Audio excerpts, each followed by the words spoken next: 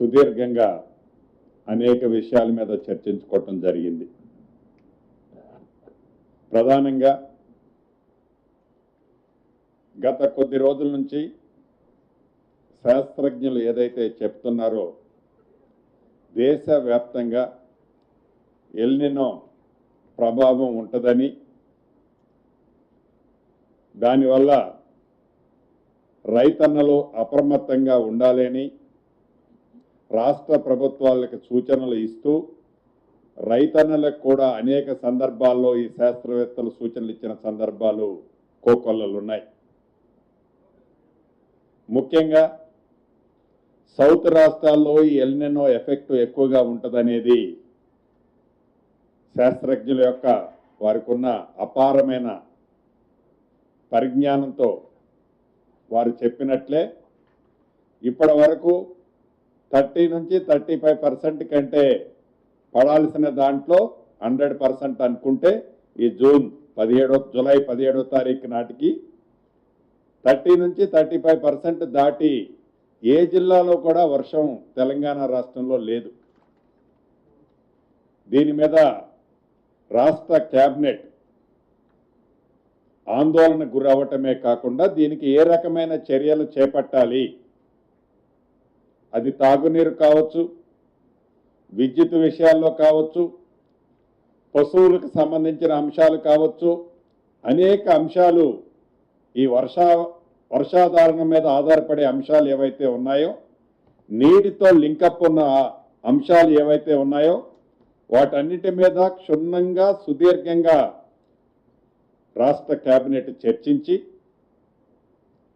రేపు 20వ తారీఖు నాడు ఎవరైతే ఇన్ఛార్జి మంత్రులు ఉన్నారో ఆ ఉమ్మడి జిల్లాకి ఇన్ఛార్జి మంత్రులతో పాటు ఒక ప్రత్యేకమైన సీనియర్ ఐఏఎస్ అధికారిని నియమించి ఆ ఉమ్మడి జిల్లాకు సంబంధించిన ప్రజాప్రతినిధులు ఏ రాజకీయ పార్టీకి సంబంధించిన వారైనా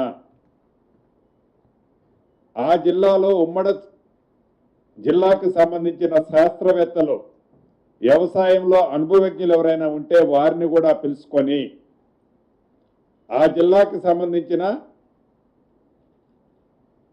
భవిష్యత్తులో ఎలా నడుచుకుంటే బాగుంటుంది అనే దాని మీద ఒక నివేదికను తీసుకురావాలన్నది రాష్ట్ర కేబినెట్లో మొదట నిర్ణయం తీసుకోవటం జరిగింది. సబ్సిక్వెంట్గా ఏవైతే ఉమ్మడి 10 జిల్లాల నుంచి సేకరించిన ఈ వర్షాభావ ప్రభావంతో నష్టం ఏదైతే జరుగుతుందో దీన్ని ఉమ్మడి 10 జిల్లాకు సంబంధించిన రిపోర్ట్స్ అన్నీ గ్యాదర్ అయిన తర్వాత మళ్ళీ గౌరవ ముఖ్యమంత్రి గారు రేవంత్ రెడ్డి గారి సమక్షంలో దీనికి సంబంధించిన ఒక ప్రణాళికను తయారు చేసి తాగునీరు సమస్య టాప్ ప్రయారిటీ, పవర్కి సంబంధించింది టాప్ ప్రయారిటీ, విద్యుత్ కూడా ఎక్కడా అంతరాయం కలగకుండా ఉండే విధంగా ఎంత డబ్బైనా ఖర్చైనా పర్వాలేదు, విద్యుత్ ఎక్కడ అంతరాయం కలగకుండా ఉండే విధంగా చర్యలు చేపట్టాలని నిర్ణయం తీసుకోవటం జరిగింది. ఈ ఉమ్మడి 10 జిల్లాలకు సంబంధించిన రిపోర్టు వచ్చి గౌరవ ముఖ్యమంత్రి గారి సమక్షంలో నిర్ణయం తీసుకున్న తర్వాత ఈ ఆందోళనకరమైన పరిస్థితి ఏదైతే రైతన్నలకు కానీ రాష్ట్రంలో ఈ వర్షానికి సంబంధించిన ఈ కరువుకు సంబంధించిన ఆందోళన పరిస్థితిని కేంద్ర ప్రభుత్వానికి నివేదిక పంపి కేంద్ర ప్రభుత్వ బృందాలను కూడా రాష్ట్రానికి ఇన్వైట్ చేసి రాష్ట్రాన్ని తక్షణమే అన్ని రకాలుగా ఆదుకోవాలన్నది కూడా చర్యలు చేపట్టాలని రాష్ట్ర కేబినెట్ ఈరోజు ప్రత్యేకంగా దీని మీద ఫోకస్ పెట్టి సుదీర్ఘంగా చర్చించడం జరిగింది. రైతన్నలందరికీ కూడా రాష్ట్ర కేబినెట్లో ఒక సందేశాన్ని ఇవ్వటం జరిగింది. ఇప్పటికే వ్యవసాయ శాఖ వారు ఏ జిల్లాలో ఏ పంటలు వేస్తే బాగుంటుంది అంటే ఇవాళ ఏదో చెరువులో కొద్దిగా నీరు ఉన్నాయని గబగబా వరేస్తే మళ్ళీ ఆ నీళ్ళైపోతే అది తాగునీటికి కూడా ఇబ్బంది వచ్చే పరిస్థితి ఉంది. అదే పరిస్థితుల్లో ఆ కొద్దిగా నీరైతే మళ్ళీ నీటి సౌలభ్యం లేని కారణంగా ఆ పంట కూడా ఎండిపోయే ప్రమాదం ఉంది. దీన్ని దృష్టిలో పెట్టుకొని ఇప్పటికే వ్యవసాయ శాఖ ప్రతి జిల్లాకి ఆల్రెడీ ఏ పంటలు వేయాలన్నది, ఆ పంటలకు సంబంధించిన విత్తనాలను కూడా ఫుల్ ఫ్లెడ్జ్లో ఏర్పాటు చేయాలన్నది కూడా చేశారు. ఇంకా ఎక్కడైనా షార్ట్ ఫాల్ ఉంటే వాటిని కూడా పురమాయించాలని గౌరవ ముఖ్యమంత్రి గారు సూచనలు సలహాలు ఇవ్వటం జరిగింది. అదే రకంగా దీనికి ఏదైతే ఇక్రిసాట్లో కానీ మిగతా శాస్త్రవేత్తలు అపారమైన అనుభవజ్ఞులు ఉన్నారు దీంట్లో, వారందరినీ కోఆర్డినేట్ చేయడానికి రాష్ట్ర ప్రణాళిక మండలి వైస్ చైర్మన్ చెన్నారెడ్డి గారి సారథ్యంలో ప్రతి ఉమ్మడి జిల్లా 10 జిల్లాలు ఏవైతే ఉన్నాయో ఆ జిల్లాలకి ఈ సైంటిస్టులు, సీనియర్లు, అనుభవజ్ఞులు వారి సూచనల్ని తప్పకుండా ఆ జిల్లాకి వెళ్ళి ఈ కోఆర్డినేషన్ తీసుకొని వాళ్ళందరికీ రైతులకి మరింత అవేర్నెస్ కల్పించే విధంగా చర్యలు చేపట్టే విధాన్ని కూడా ఈరోజు ఇక్కడ నిర్ణయం తీసుకోవడం జరిగింది. అదే రకంగా ఈ ప్రభుత్వం రాకముందు నుంచి ఎన్నికల్లో కూడా ధరణి మీద అనేక అనుమానాలు, అనేక సమస్యలు, అనేక ఇబ్బందులు భూములున్న ఆసాములు పడ్డ సందర్భంలో ఆనాటి పిసిసి అధ్యక్షులుగా ఈనాటి గౌరవ ముఖ్యమంత్రి రేవంత్ రెడ్డి గారు కానీ, ఆనాటి ఫ్లోర్ లీడర్గా ఈనాటి ఉప ముఖ్యమంత్రి బట్టి విక్రమార్క గారు కానీ, అనేక మంది ముఖ్య నాయకులు ఆ వేదిక మీద ధరణి గురించి అనేక సందేహాలు, అనేక విషయాలని ప్రజలకు తెలియజేయటం జరిగింది. లక్షలాది మంది భూములున్న ఆసాములు కూడా ఆ ధరణితో పడ్డ ఇబ్బందులు చర్చించడం జరిగింది. తదుపరి ఈ రాష్ట్ర ప్రభుత్వం గౌరవ ముఖ్యమంత్రి రేవంత్ రెడ్డి గారి నాయకత్వంలో ఏర్పడిన తర్వాత ధరణి స్థానంలో భూభారతి అనే ఒక కొత్త చట్టాన్ని తీసుకొచ్చి ఆ చట్టంలో ఏవైతే ఇబ్బందులు ఉన్నాయో ప్రతి ఇబ్బందిని పరిష్కరించే విధంగా ఈ భూభారతి చట్టాన్ని మార్పులు తేటమే కాకుండా విధి విధానాలు కూడా ఏర్పాటు చేసుకోవడం జరిగింది. ఈ 2020 అక్టోబర్ 29 నుంచి ధరణి పోర్టల్ స్టార్ట్ అయింది. ఈ ధరణి పోర్టల్ స్టార్ట్ అయిన దగ్గర నుంచి ఇప్పటి వరకు అసెంబ్లీ సాక్షిగా ప్రతిపక్షంలో అడిగిన కొంతమంది సభ్యులు అడిగిన దాన్ని దృష్టిలో పెట్టుకొని ఫోరెన్సిక్ ఆడిట్ వేయాలని కోరారు. ఫోరెన్సిక్ ఆడిట్ వేశాం. కేంద్ర ప్రభుత్వ సంస్థసే అప్రూవల్ ఉన్న కేరళకు సంబంధించిన ఒక సంస్థని ఫోరెన్సిక్ ఆడిట్ చేయటం కోసం నిర్ణయించి పైలట్ కింద సిద్దిపేట, మెదక్ 2 జిల్లాలను ముందు చేసి తదుపరి మిగిలిన రాష్ట్రంలోని అన్ని జిల్లాల్లో ఫోరెన్సిక్ ఆడిట్ చేయటం జరిగింది.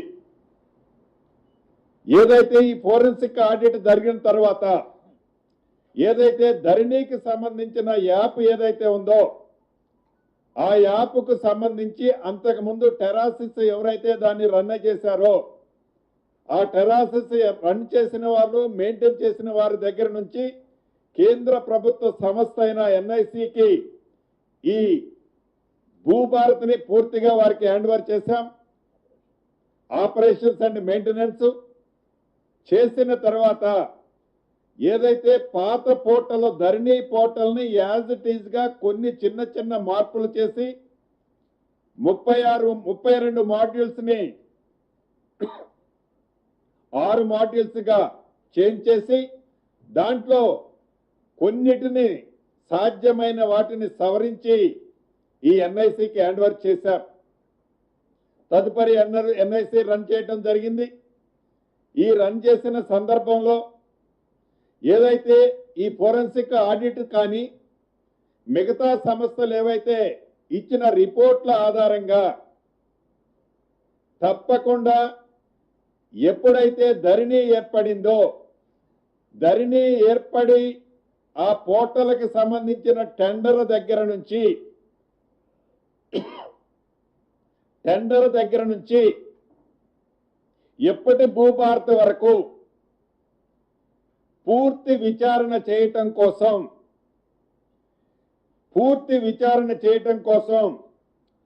స్పెషల్ ఎంక్వైరీ టీమ్ ఎస్ఈటిని స్పెషల్ ఎంక్వైరీ టీమ్ ఎస్ఈటిని ఏర్పాటు చేయాలని రాష్ట్ర కేబినెట్ ఆమోదం తెలపడం జరిగింది. దీని ప్రధాన ఉద్దేశం ధరణి ఏర్పడిన దగ్గర నుంచి 2020 అక్టోబర్ 29 నుంచి ఇప్పటి భూభారత వరకు ధరణి పోర్టల్కి టెండర్ దగ్గర నుంచి లగాయించి ఏవైతే ప్రతిపక్ష పార్టీలు చెబుతున్నాయో ప్రొబిటెడ్ లిస్టులో లక్షలాది ఎకరాలు ప్రొబిటెడ్ చేసి ఆ ప్రొవిషన్ చేసిన వాటిని వారికి నచ్చినోరికి రిలీజ్ చేస్తున్నారనే ఆరోపణలతో సహా ప్రతి అంశాన్ని క్షుణ్ణంగా ఏమేమి ఈ ధరణి పోర్టల్లో జరిగాయి, ధరణి పోర్టల్ని ఎన్ఐసికి హ్యాండ్ ఓవర్ చేసిన తర్వాత ఏం జరిగాయి, దీని బ్యాక్ ఎండ్ లో ఎవరెవరున్నారు, ఎక్కడెక్కడ ఏమేమి జరిగింది అనేది పూర్తి విచారణ కోసం ఎస్ఈటిని స్పెషల్ ఎంక్వైరీ టీమ్ని ఏర్పాటు చేయటం జరిగింది. అదేవిధంగా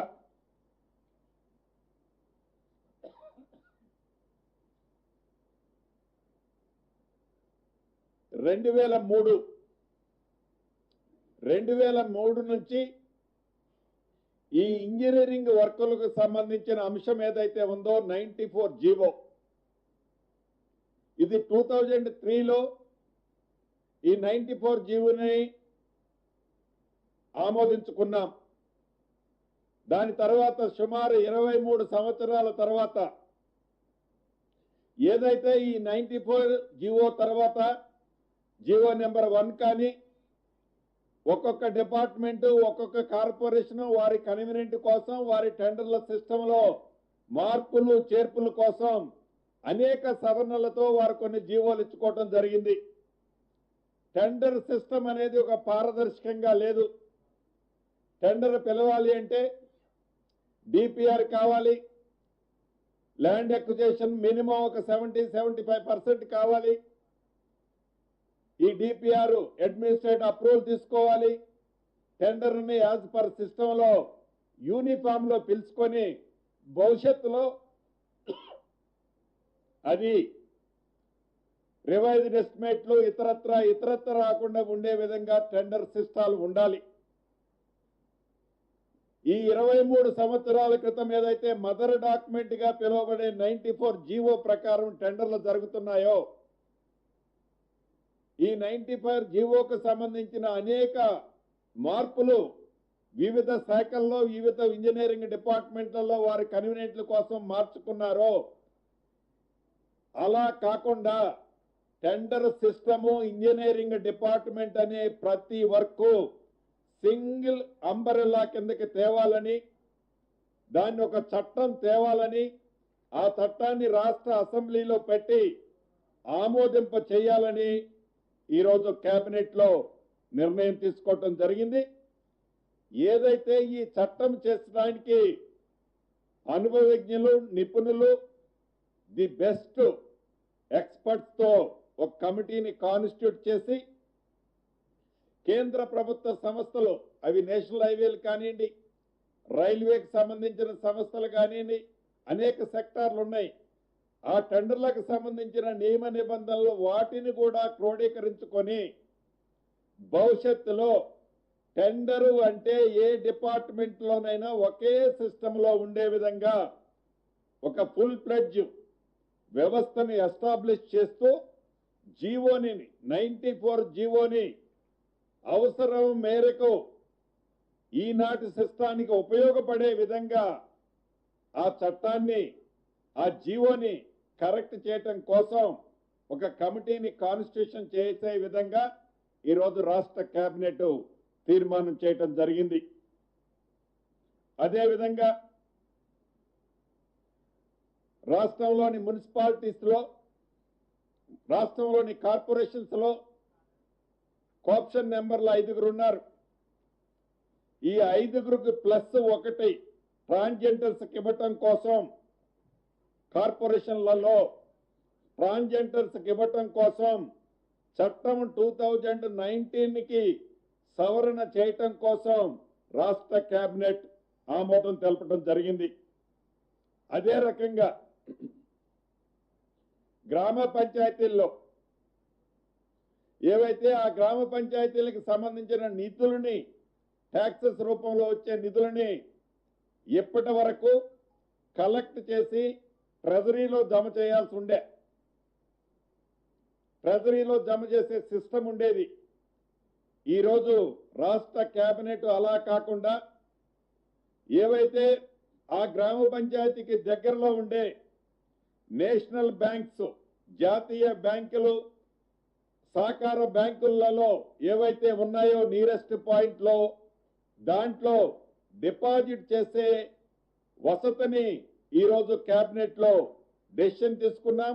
దీనికి గాను 2018 చట్టానికి సవరణకు సంబంధించిన అంశాన్ని కూడా ఈరోజు కేబినెట్ లో ఆమోదం తెలపడం జరిగింది. చివరడానికి ముందు ఆనాడు జలయజ్ఞంలో భాగంగా చిన్న కాళేశ్వరం, ముక్తేశ్వరం ఎత్తిపోతల పథకం ఏదైతే ఉందో జలయజ్ఞంలో భాగంగా కాంగ్రెస్ ముఖ్యమంత్రిగా దివంగత నేత రాజశేఖర రెడ్డి గారి టైంలో స్టార్ట్ అయిందో, ఆనాటి రాష్ట్ర విభజనలో 10 సంవత్సరాలు పరిపాలించిన ప్రభుత్వం దాన్ని పూర్తిగా ఉద్దేశపూర్వకంగా విస్మరించింది. ఈరోజు గత కేబినెట్ లో ల్యాండ్ ఎక్విజిషన్ కి క్లియరెన్స్ ఇచ్చారు. ఈ రోజు జరిగిన కేబినెట్ లో ఏదైతే ఈపీసీ వర్క్ గతమదుందో దాన్ని క్లోజ్ చేయటం కోసం కేబినెట్ ఆమోదిస్తూ ఫర్దర్ గా ఏదైతే బ్యాలెన్స్ వర్క్, ఎడిషనల్ వర్క్ ఉందో దాన్ని డిపిఆర్ ప్రిపేర్ చేయాలని రాష్ట్ర కేబినెట్ ఆమోదం తెలపడం జరిగింది. చివరిగా సహచర మంత్రివర్యులు లక్ష్మణ్ గారి నియోజకవర్గం వారి కాన్స్టిట్యున్సీలో ధర్మపురిలో ప్రభుత్వ డిగ్రీ కాలేజీకి 29 పోస్టులని లక్ష్మణ్ గారి కోరిక మేరకు రాష్ట్ర కేబినెట్ ఆమోదం తెలపడం జరిగిందని తెలియజేసుకుంటూ మీ అందరి దగ్గర సెలవు తీసుకోవటానికి ముందు చివరిగా రాష్ట్రంలో ఉండే రైతన్నలు ప్రధానంగా మీరు గమనించాల్సింది ఈరోజు ఏదైతే కనీ విని ఎరగని కరువు ఎల్నో పరిస్థితిలో వచ్చిందో దాన్ని దృష్టిలో పెట్టుకొని శాస్త్రజ్ఞులు చెప్పే విషయాన్ని కానీ గౌరవ వ్యవసాయ శాఖ అధికారులు చెప్పే విషయాన్ని కానీ వ్యవసాయ శాఖ ఉన్నతాధికారులు చెప్పే విషయాన్ని కానీ ఒక్కసారి పరిగణనలో తీసుకొని పంటలు వేయటానికి ముందు వాటర్ సోర్స్ ని చెక్ చేసుకొని నిర్ణయాలు తీసుకోవాలని కోరుకుంటూ కేబినెట్ తీసుకున్న నిర్ణయాన్ని మరొక్కసారి మీ అందరికీ రిపీట్ చేస్తూ సెలవు తీసుకుంటున్నాను.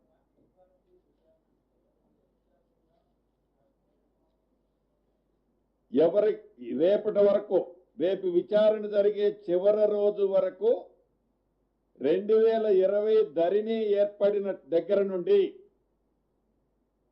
ఆ రోజు ఆ టెండర్ల సిస్టమ్ దగ్గర నుంచి టెండర్ ఫ్లోట్ అయిన దగ్గర నుంచి ఈ రోజు వరకు ఉన్న ప్రతి అంశాన్ని క్షుణ్ణంగా పరిశీలించడం కోసం ఈ ఎస్సీటీని ఏర్పాటు చేయడం జరిగింది.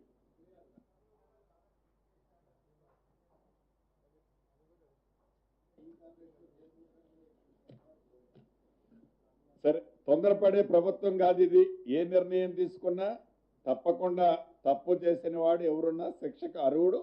దానికి తొందరపడాల్సిన పని లే.